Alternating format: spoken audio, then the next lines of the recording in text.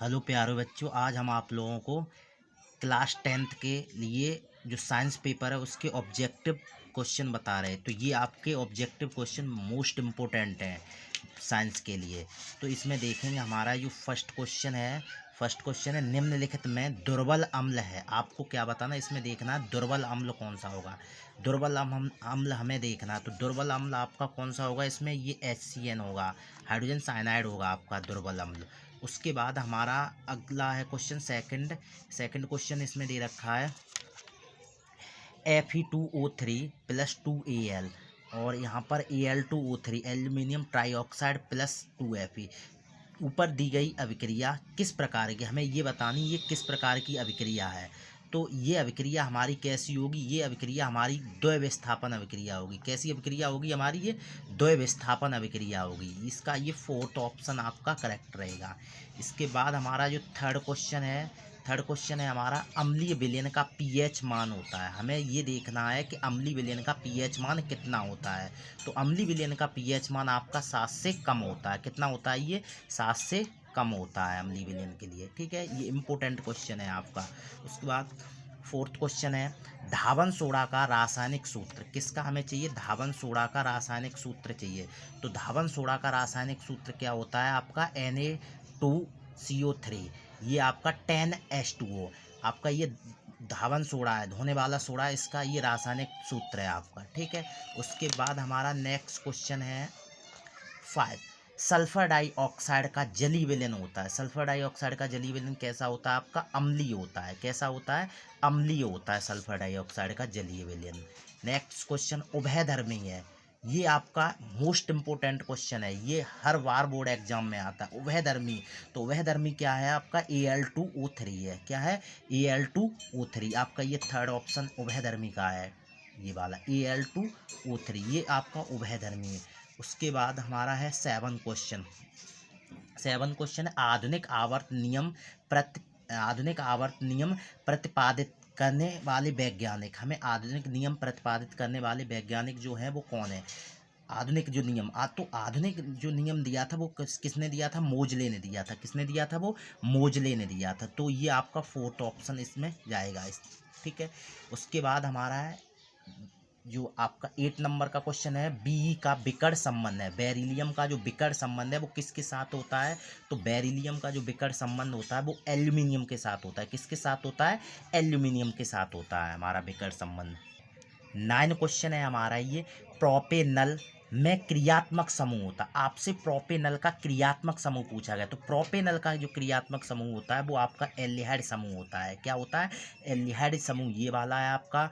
कीटो समूह ये है, और एल्कोहल का समूह ये आपका रहा। ठीक है, और ये आपका ईथर का समूह हो जाता है। तो आपका प्रोपेनल में क्रियात्मक समूह कौन सा होगा, ये वाला होगा। फर्स्ट ऑप्शन आपका करेक्ट रहेगा। उसके बाद आपका ये वाला है 10 क्वेश्चन है एसिटिक अम्ल का IUPAC नाम। तो एसिटिक अम्ल का IUPAC नाम क्या होता है आपका, एथेनोइक एसिड होता है। क्या होता है, एथेनोइक अम्ल होता है। तो ये सेकंड आपका जो है ऑप्शन आपका करेक्ट रहेगा। तो इस तरह से एसिटिक अम्ल का IUPAC नाम ये मोस्ट इंपोर्टेंट है। एसिटिक अम्ल का IUPAC नाम पूछा जाता है। तो एसिटिक अम्ल का IUPAC नाम क्या है, एथेनोइक अम्ल है। उसके बाद हमारा ये खंड नेक्स्ट स्टार्ट होता है। फिजिक्स का हमारा ये खंड है, खंड खा में पूछा गया है समतल दर्पण की क्षमता होती है। समतल दर्पण की फोकस दूरी कितनी होती है, अनंत होती है। तो उसके लिए क्षमता कितनी हमारी रहेगी, शून्य रहेगी। कितनी रहेगी, शून्य। तो ये खंड खा का ये फर्स्ट क्वेश्चन है। तो खंड खा का ये फर्स्ट क्वेश्चन का ऑप्शन ए आपका रह जाएगा। ठीक है, इसके बाद हमारा इसमें है गोलीय दर्पण की फोकस दूरी और वक्रता त्रिज्या। गोलीय दर्पण की फोकस दूरी और तथा वक्रता त्रिज्या में क्या रिलेशन होता है, F बराबर आपका R/2 होता है। तो ऑप्शन आपका क्या रहेगा, फर्स्ट वाला ये रहेगा ऑप्शन, F बराबर R/2 रहेगा। ठीक है, तो ये आपका फर्स्ट ऑप्शन करेक्ट रहेगा।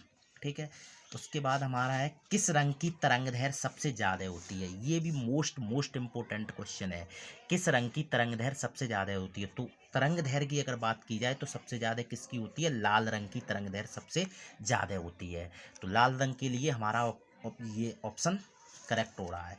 लाल रंग की तरंग दैर्घ्य सबसे ज़्यादा होती है, और बिखराव सबसे ज़्यादा अगर पूछा जाए तो बिखराव बैंगनी रंग के लिए होता है।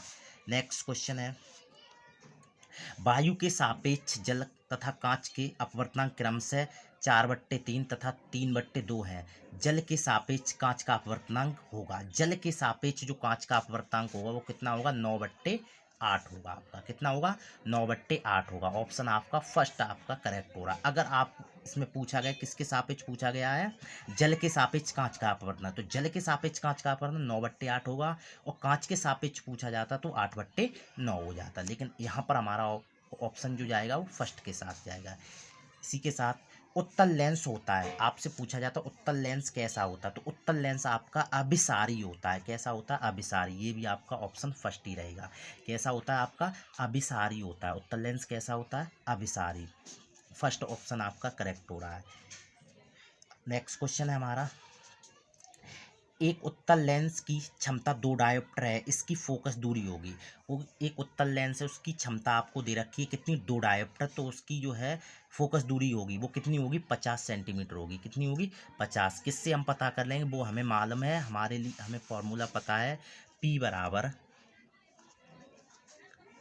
F बराबर 100/P, ये सेंटीमीटर में होता है।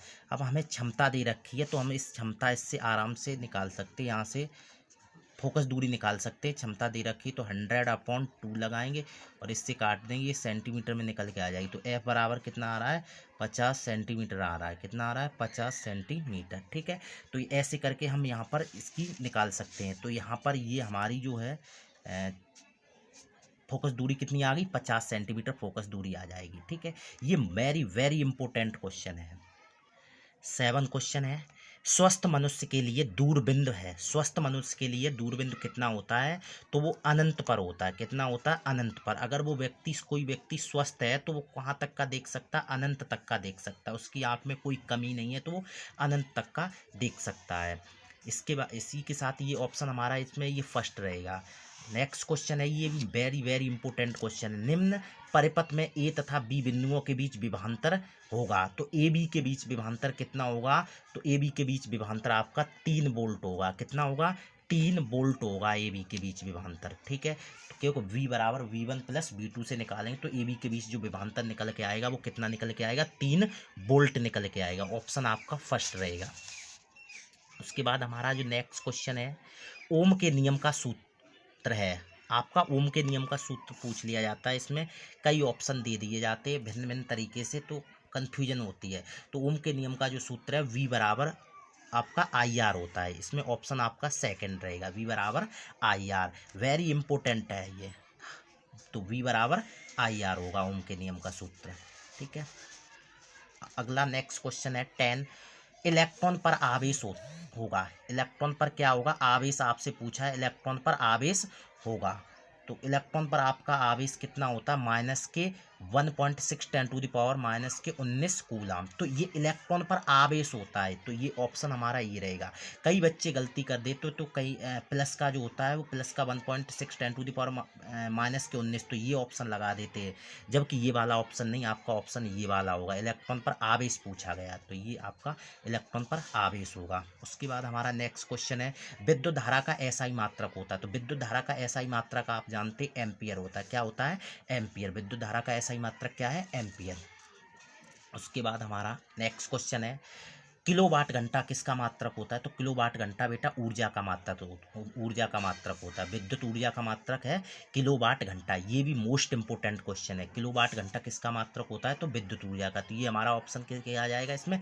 थर्ड ऑप्शन आप हमारा ठीक हो जाएगा, ये विद्युत ऊर्जा का होता है। नेक्स्ट क्वेश्चन है, एक विद्युत बल्ब पर 240 वोल्ट 60 वाट अंकित है, तो उसके तंतु का प्रतिरोध होगा। हमसे क्या पूछा गया? उसके तंतु का प्रतिरोध पूछा गया। तो हम इसमें देखेंगे तो वैसे तो हमारा कितना आ रहा है? 960 आ रहा है। तो 960 ये आ कहाँ से रहा है? मैं देख लूँ, इसे सॉल्व करके देख रहा हूँ।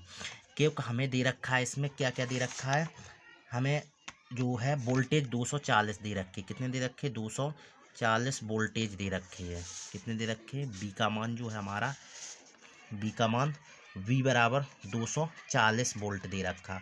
उसके बाद P बराबर हमारा दे रखा है 60 वाट। कितना दे रखा है? 60 वाट दे रखा है, W फॉर वाट। तो हमें क्या निकालना है? यहाँ से R फाइंड करना है। क्या करना? R। तो आर बराबर क्या होता है V square upon P, V square upon P. तो आर बराबर बी का मान कितना रहेगा, दोबारा लिखना पड़ेगा हमें 240 इंटू 240 अपॉन 60, ठीक है। तो यहाँ जीरो से ये जीरो काटो, 6 एकन 6, 6 चौक 24 आपका 4 बार कट रहा है। अब जीरो 4 चौक 16 की 6 हासिल, एक आपका हो जाएगा 4 दूनी 8 और 1 9। तो यहाँ से 960 ओम आ रहा है, कितना आ रहा है 960 ओम आ रहा है। तो इस तरह से हम देखेंगे कि प्रतिरोध हम इसका निकाल लेंगे। खंड गा में हम 5 क्वेश्चन डिस्कस कर रहे हैं। खंड गा में जो आपके बायोलॉजी के, हीमोग्लोबिन महत्वपूर्ण भूमिका निभाता है, किसमें निभाता है, श्वसन में, किसमें निभाता है, श्वसन में। ये वेरी इंपॉर्टेंट क्वेश्चन है, हीमोग्लोबिन किसमें महत्वपूर्ण भूमिका निभाता है, श्वसन में। पुरुष में लिंग गुणसूत्र होता है, क्या होता है, एक्स और वाई। पुरुष में क्या लिंग गुणसूत्र होता है, एक्स वाई होता है। मेंडल के अनुसार मटर के बौने पौधे का जीन प्रारूप होता है, क्या होता है, स्मॉल टीटी प्रकार होता है, क्या होता है, स्मॉल टीटी प्रकार बौने, ठीक है, बौने पौधे के लिए। अब इसमें है 4th क्वेश्चन है, मुकुलन क्या है, मुकुलम पाया जाता है, किस में पाया जाता है, हाइड्रा में पाया जाता है आपका, किस में पाया जाता है, हाइड्रा में पाया जाता है। तो ये सेकंड ऑप्शन हमारा करेक्ट हो जाएगा। पराग कोष में होते हैं, क्या होते हैं, पराग कण होते हैं। तो ये आपका हमारा ऑप्शन इसमें ये वाला बन जाएगा, पराग कण बन जाएगा ऑप्शन। पराग कोष में होते क्या होते हैं, पराग कण होते हैं, ठीक है। तो इस तरह से हमने ये क्वेश्चन डिस्कस किए। अब अगर आपको वीडियो पसंद आई हो तो लाइक, सब्सक्राइब एंड शेयर करना न भूलें।